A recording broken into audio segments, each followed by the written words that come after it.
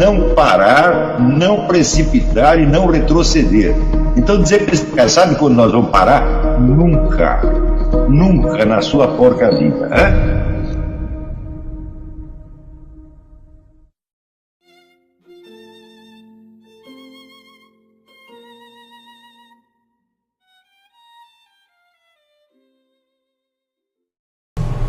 Então, essas listas de livros e datas são o começo de tudo. Se você se dedicar a isso durante 2 anos, então, durante esses 2 anos, eu só vou ler esses livros de história das disciplinas que me interessam, só isso. E anotar quais os outros livros que eu tenho que, pelo menos, comprar. Comprar primeiro, ler depois. Tem livro que eu comprei, só fui ler 20 anos depois. Mas eu sabia o que estava ali. E sabia que quando eu precisasse ele estaria ali. E o que eu ia encontrar ali. Então isso é a base de toda a cultura pessoal. Se você conhecer apenas os livros que você leu, você está perdido no espaço. Então você tem que conhecer um monte de livros que você não leu ainda, mas que você já sabe o que você pode encontrar ali. Esse é o depósito, vamos dizer, das riquezas que estão à sua disposição. Não foram exploradas ainda, mas podem ser exploradas a qualquer momento onde haja necessidade disso aí. Se você dedicar 2 anos a isso, e você conseguir formar essas listas, tá certo? Você terá feito para a sua vida de estudo mais benefício do que você dizer, hoje eu vou começar a ler as obras completas de Hegel em alemão. Não adianta nada, porque se você não tem esse mapeamento e você mergulha dentro das obras de um filósofo, o que acontece? Vai acontecer? A mente dele é muito mais poderosa que a sua, por definição. Você pega Hegel, Kant, etc. Você não está discutindo com o Zé Mané, você está discutindo com um sujeito enormemente poderoso, tá certo? E você vai entrar dentro do pensamento dele como se fosse uma armadilha. Ele não vai te deixar sair. Por quê? Porque ele não está interessado em educar você. Ele está interessado em persuadi-lo das ideias dele. Né? Por que é assim? Porque ele estava falando para uma comunidade de pessoas já educadas, não para estudantes principiantes. Então, ele não tem que ter essa caidade pedagógica, né, de ajudar o desenvolvimento do leitor. Não cabe fazer isso. Sei lá, quando Hegel escreveu a Fenomenologia do Espírito, ou a sua lógica, ele não está tentando ajudar estudante nenhum, ele estava falando com uma comunidade de sábios, que tinha mais ou menos o mesmo nível dele, e tentando convencer os caras de novas teses filosóficas que ele tinha acabado de descobrir. E você entra nisso, você não consegue sair mais, você está se trancando numa jaula. Então, em vez de você entrar dentro das obras de um, não, você vai ter um mapeamento geral e saber onde está cada um. Depois que você tiver esse mapeamento só dos livros e títulos, você vai fazer uma segunda coisa. Você vai começar a investigar as opiniões que uns tinham sobre a obra dos outros e formar aquilo que em crítica literária se chama a fortuna crítica. Que é a fortuna crítica? É a história do que disseram a respeito de algum livro ou de algum autor. Se você pegar, por exemplo, existe a pequena bibliografia crítica da literatura brasileira, feita pelo Otto Maria Carpo. Ele organizou esse livro antes dele ler grande coisa da literatura brasileira. Mas antes dele começar a ler, ele já sabia todos os autores, todos os títulos, e qual era o conceito médio que esses autores tinham na crítica. Então ele estava perfeitamente orientado. E é assim que se faz. Você pode notar, se você vê pela data de publicação, você vê que ali estão mencionados os autores e títulos com a respectiva fortuna crítica. Estão mencionados autores que o Carpo só viria a ler muito tempo depois. Quer dizer, claro, aí ele vai acrescentar à visão, vamos dizer, média da crítica a sua perspectiva pessoal, que às vezes é muito melhor que a dos críticos. Então, por exemplo, lendo Graciliano Ramos, claro, o Graciliano Ramos obteve um grande sucesso, houve muitos artigos de crítica a respeito, muita discussão, mas o Carpo, quando veio a ler, por exemplo, Vidas Secas, ele descobriu ali influências que os outros não tinham nem percebido. Ele foi perceber uma influência de uma visão hinduísta ali no meio do Graciliano Ramos, né?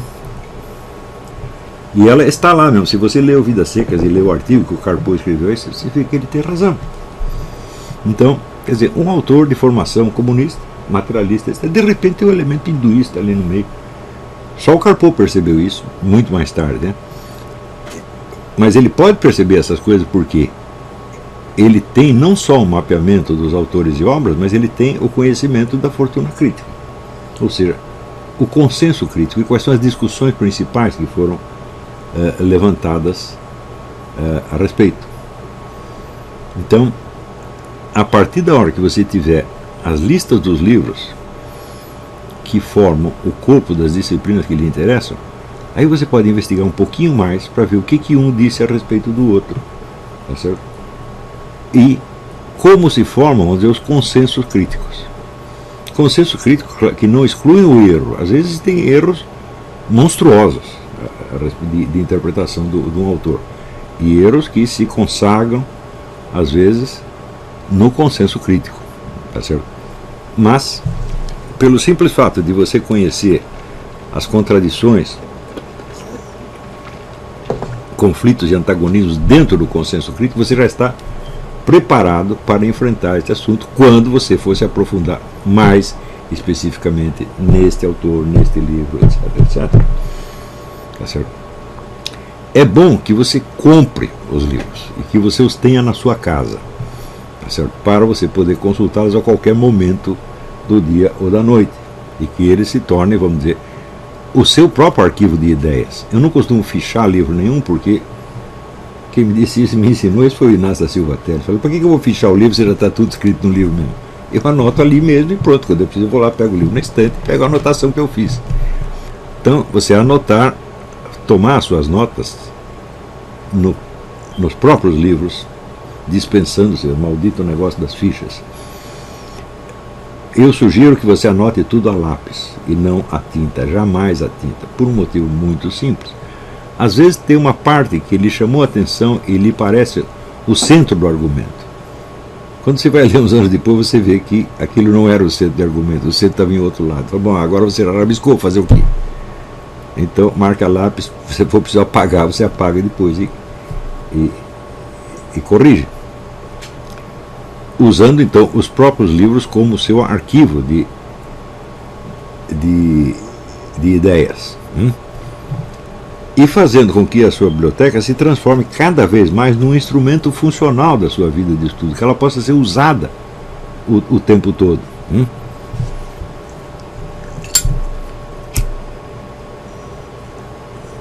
Mas o ponto central é esse. O que você está tentando conhecer? Os livros, os autores, a história da disciplina? Não, você está querendo conhecer a realidade. Então, tudo isso tem que ser usado como se fossem lentes, aparatos ópticos. E, portanto, a ideia de você concordar ou discordar com o autor tem uma importância muito reduzida.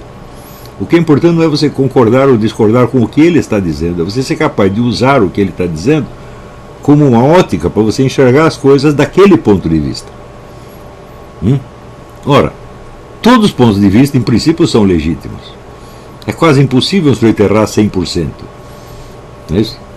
Então, mesmo que você, no conjunto, você acabe discordando fundamentalmente de um autor, é impossível que você não aproveite nada do que ele diz.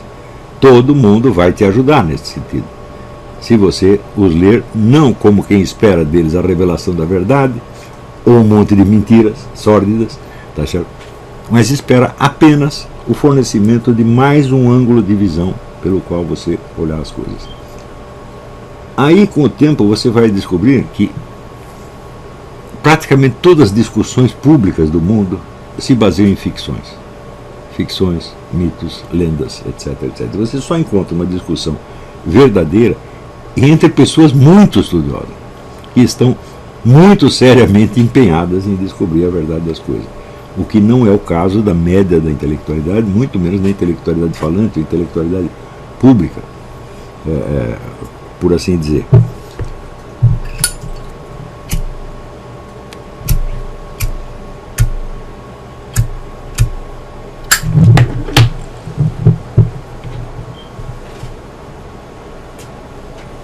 Mais ainda, qualquer opinião que você venha desenvolver, ela só tem um valor cognitivo, quer dizer, um valor cognitivo, o poder de preensão que a coisa tem sobre uma realidade. E você mede esse poder de preensão pela sua capacidade de prever o desenvolvimento da situação. Se você não é capaz de dizer, olha, tal coisa pode sair por aqui, pode sair por ali, pode dar isso, pode dar aquilo. Se você não consegue fazer isso com acerto, quer dizer que você não pegou realmente a realidade da coisa. Você está ainda na esfera subjetiva da mera autoexpressão. Então, à medida que você vai descobrindo a sua possibilidade de conhecer a realidade tal como ela se apresenta mesmo, e, portanto, perceber os seus potenciais de desenvolvimento com relativo acerto, bom, aí você descobriu o que é a inteligência humana. Aí você descobre por que a inteligência humana tem uma marca divina e transcende a nossa condição biológica. Porque, você verá, a noção de objetividade, conhecimento objetivo, quer dizer, conhecimento que reflete a estrutura do objeto e não apenas uma percepção subjetiva, é uma coisa que os animais desconhecem por completo. O Xavier Zubiri escreveu páginas imortais sobre isso aí. Ele diz que a própria noção realidade é o correlato objetivo da percepção humana. Para os animais não existe a realidade, só existe o que ele chama de estimulidade. Quer dizer, ele percebe certos estímulos, né? Então, por exemplo, se ele sente, vamos dizer, o cheiro de um homem, né? Para ele não existe essa distinção de o homem está ali ou está só o cheiro dele. Realmente não existe. Ele vai fugir nos dois casos, ou atacar nos dois casos. Tá?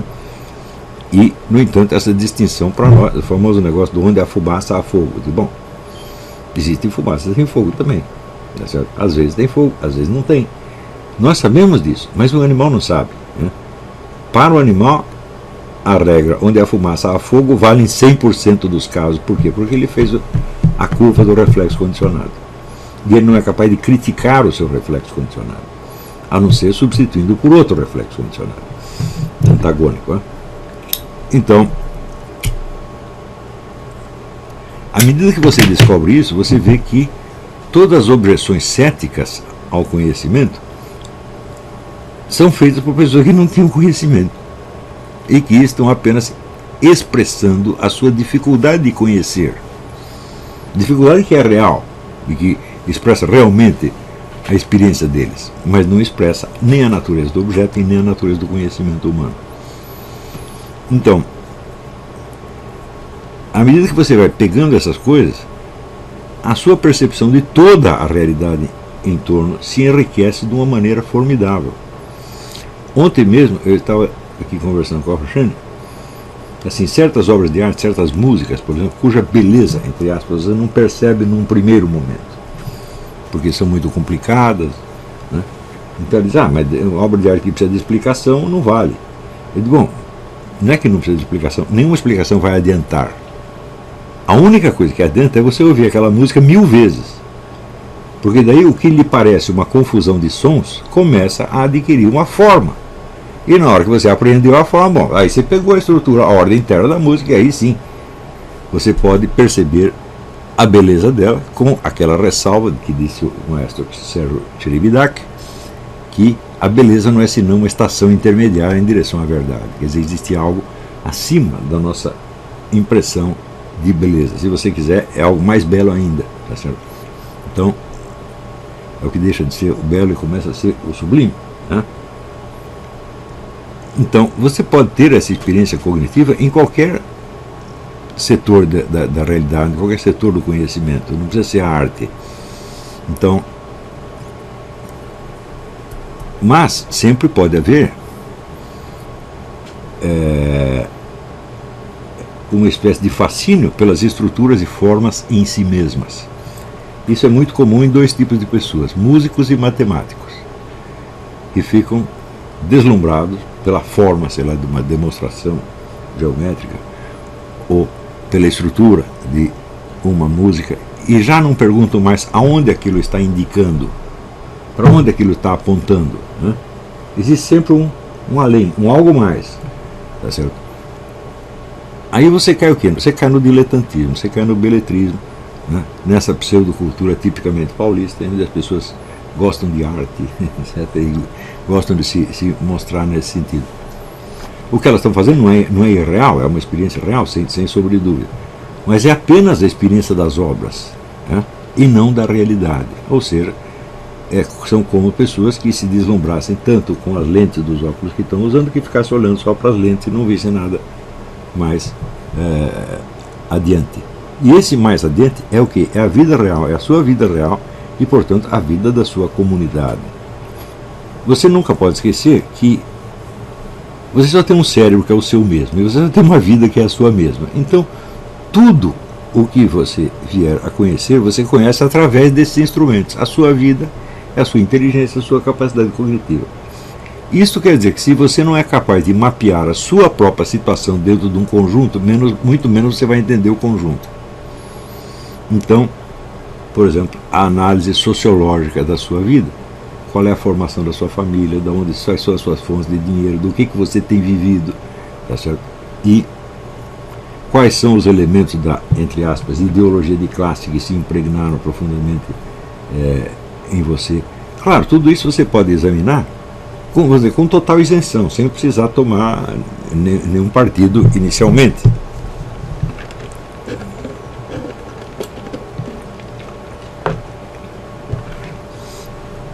Então, observar tudo, não sem paixão, mas com a paixão da realidade, e não a paixão por isto ou por aquilo em especial.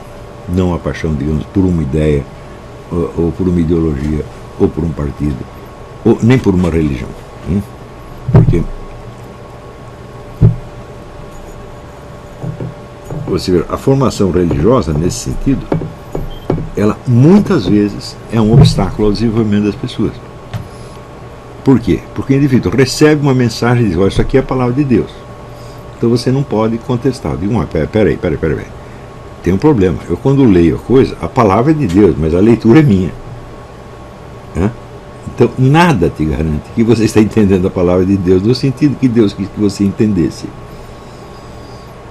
Isto é uma coisa que vem muito de pouquinho, e que vem de você comparar uma palavra do Evangelho com outra palavra do Evangelho. Então, por exemplo, quando Jesus diz: o meu jugo é suave e o meu fardo é leve, foi o Evangelho de hoje. Eu digo, epa, você tem certeza que o jugo que você está impondo aos outros em nome da sua religião é leve? E que é suave? E que o fardo é leve? Ou você está jogando um peso de toneladas em cima do outro? Tá certo? E achando que com isso você está cumprindo a palavra de Deus. O fenômeno, por exemplo, que tão assinalado, que aparece tanto nas obras do William Faulkner, do indivíduo que toma o seu desejo de vingança como sendo a própria mão de Deus que exerce um castigo. Eu digo que esse engano é muito comum. Não é isso? Então, eu me imagino, por exemplo, vamos supor, se eu fosse um sacerdote e eu tivesse que explicar, vamos dizer, para um casal divorciado, se divorciou, casou com outra mulher, está vivendo com ela, eu vou ter que explicar que ele está fora da comunhão. Como é que eu faria? Eu iria quase chorar para explicar isso para o cara. Eu teria que explicar isso com muita piedade, dizendo: não, mas não perca a esperança, um dia isso pode resolver, não sei como, mas pode se resolver. E não assim, dizer: não, você está fora. Que é o que a maior parte das pessoas faz, porque usa a palavra de Deus como um porrete para se sentir superior ao outro. Então, isso é muito comum, e isso realmente emburrece as pessoas. E emburrece como uma espécie de licença divina, como uma espécie de autorização divina. Isso é uma coisa tão comum. Não é isso? Então, você entender, por exemplo, a rigidez dos princípios divinos é imutável. Mas a sua aplicação aos casos particulares é infinitamente mutável. Né? Mutável, relativa, precária, problemática, tá certo? Principalmente quando é você que tem a responsabilidade de fazer essa aplicação, que eu, graças a Deus, não tenho. Eu não sou padre, não sou juiz, não sei nada. Né? Eu só posso aqui dar minha opinião e pronto, acabou. Mas se eu tivesse uma função dessas, né, aconteceria o seguinte: eu conheci um grande médico chamado Dr. Roberto de Barros, que ele, durante a consulta, ele suava frio de medo de errar. Eu digo, isto é consciência médica. Né? Ele não estava ali para transmitir segurança para o paciente. Ele não tinha segurança nenhuma, eu não sei exatamente o que está se passando. Eu posso errar aqui e matar você. Né? Então, ele nunca falava no tom da autoridade, mas no tom de quem está buscando algo. Podia ser que alguns pacientes que necessitassem uma figura paterna para acalmá-los se sentissem mal, mas eu me senti sempre muito bem. Falei, não, esse homem está mais preocupado com o meu problema do que eu estou. Então, esta dedicação, isso me lembra a famosa frase do Pascal: eu não posso aprovar, né, nem aqueles que condenam, nem aqueles que aprovam, nem aqueles que riem, nem aqueles que xingam, mas somente aqueles que buscam entre gemidos, ceux qui cherchent en gémissant. Né? Isto é que é a atitude certa. Né? E se você busca a verdade, tá certo, com toda a sinceridade, bom, Deus não fica indiferente a isso. Ele acaba te dando uma ajudinha. Então aquele negócio, bate na porta e a porta vai abrir. Mas se você não abrir, você não quer saber nada, você quer apenas expressar a sua opinião, bom, Deus não vai te ajudar a fazer isso, porque, como dizia Dirty Harry, opinião é como bunda, todo mundo tem. Né? Então a sua não vale mais que a do outro. Então, o princípio de organização da sua biblioteca é o mesmo princípio de organização de toda a sua vida intelectual e, na verdade, de toda a sua vida. Porque é aquilo que você vai buscar pelo restante da sua vida. Mais ainda, esta lista que eu estou falando, ela corresponde ao que, em outras aulas, eu chamei do mapa da sua ignorância. O mapa da ignorância é definido assim: o que eu preciso saber a mais para entender aquilo que eu já sei? Entender, aprofundar, consolidar, etc, etc, etc. Se você tiver o mapa da sua ignorância, você vai ver que esse mapa também está incompleto, e você vai ter que acrescentar novos itens à medida que o tempo passa. E talvez você possa até desprezar alguns itens que lhe pareceram importantes no começo e que em seguida se mostraram irrelevantes. Isso pode acontecer. Quando você sai da esfera que é abrangida pelo consenso, isso é, a média do que os profissionais universitários da área sabem ou deveriam saber ao mesmo tempo, e começa a investigar, bom, agora eu quero ver aquilo que ninguém sabe, naquilo que foi dito, mas ninguém prestou atenção, ou não foi divulgado, etc. Aí você entra na parte mais fascinante do negócio. É isso. Quando você estuda a vida, por exemplo, um tipo como Nikola Tesla, né, que praticamente tudo que existe de eletrônica no mundo foi ele que inventou, e ele morreu na miséria sem ter nada, enquanto os outros se enchiam de dinheiro com as invenções dele, e que é um cara que ficou desconhecido por muito tempo, só de uma década para cá começaram a divulgar as descobertas dele. Você vê que acontecimentos desse tipo são muito frequentes na história. Quer dizer, aquele cara que disse a coisa mais importante foi o mais ignorado. No fim, se revela, vamos dizer, de novo, a profecia bíblica: a pedra que os construtores rejeitaram se torna a pedra angular do edifício. Isto acontece com muita frequência. Vocês vejam o caso do Mário Ferreira, tá certo? Que o pessoal só começou a falar de Mário Ferreira depois que eu, né, destampei o túmulo e mostrei, falei, olha o que vocês enterraram. Tá?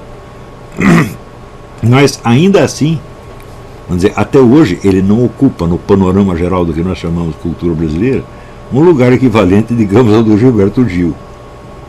Né? Você vê quando as pessoas... Outro dia ouvindo uma entrevista com o Ciro Gomes, então ele citou como exemplo da cultura brasileira, dos progressos da cultura brasileira nos anos 50 e 60, a música popular. Eu digo, oh meu Deus do céu, Hã? Você já imaginou alguém na Inglaterra citar como exemplo os grandes progressos da cultura britânica os Beatles? Hã? Ninguém jamais faria uma coisa dessa. Você pode ter gostado dos Beatles, mas peraí, calma lá. Eu estou falando de cultura superior, não de show business, né? A distinção entre show business e cultura, as pessoas não têm no Brasil. Mais ainda porque a nossa Constituição consagrou como cultura aquilo que expressa os modos de ser da nossa população. Diz, então, mas a cultura está aí para expressar o que as pessoas são? Ou ao contrário, ela está aí para moldar a população, para educar e moldar a população. Você vai dizer que Shakespeare, quando escreveu as suas peças, né, ele estava apenas vendo o que a sociedade em torno dizia e ele copiando tudo igualzinho para expressar? Ou ao contrário, ele disse muito mais do que a sociedade compreendia e ela passou a compreender vendo as peças de Shakespeare? Então, isto é assim tanto nas artes, quanto na filosofia, quanto nas ciências. A cultura não é a expressão do modo de ser de um povo, ela é a educação do povo. Ela é para moldar, educar e melhorar o povo, não para expressar, né, o modo de ser.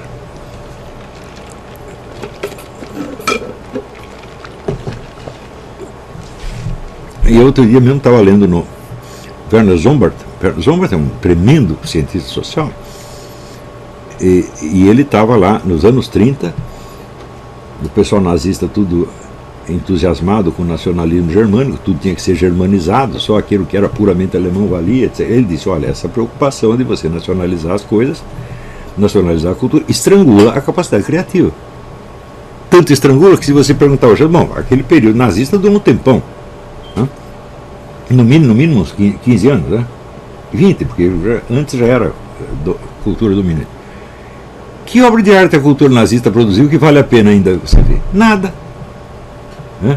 Se você perguntar que na União Soviética, onde não era, a ideologia não era nacionalista, mas era uma espécie de dogmatismo, uma ortodoxia marxista, o que a cultura marxista produziu na União Soviética que ainda vale a pena ler? Você só lê as obras de dissidentes, né? Gente que fugiu da União Soviética, ou foi banido da União Soviética, ou foi fuzilado, só isso que sobrou, né? Então... E aí pessoal, tranquilo? Então, se inscreva no canal, compartilhe, comente, ajude nosso canal. Os links estão na descrição do vídeo. Você pode participar pelo Apoie-se, pela vaquinha, qualquer forma de ajuda será muito bem-vinda.